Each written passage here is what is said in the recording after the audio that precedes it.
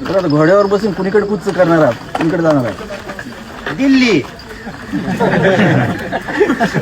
दिल्लीला जायचं आता. आता दिल्ली. कोणत्या प्रश्नासाठी जाणार दिल्लीला? नाही नाही, मराठ्यांचं अधिवेशन त्याच्यासाठी. आता असं नाही की काही मागणी असं अजिबात नाही. असं अजिबात नाही. एक मराठा समाज देशातला एकत्र आला पाहिजे. त्या हिशोबानं आपण समाजाला एकत्र करण्याची जबाबदारी, समाजाला एकमेकाला बळ देण्याची जबाबदारी आपण पार पाडली पाहिजे. हटके पार मराठ्यांनी झेंडे लावले. आपण बघितल्या पाहिजे कुठपर्यंत गेलं.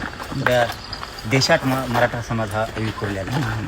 पुऱ्या देशात त्यासाठी अधिवेशन. आणि घोडा शिकतोय, शिकलं पाहिजे. क्षत्रिय मराठ्यांच्या रक्तात सगळं शिकणार. शिकतोय.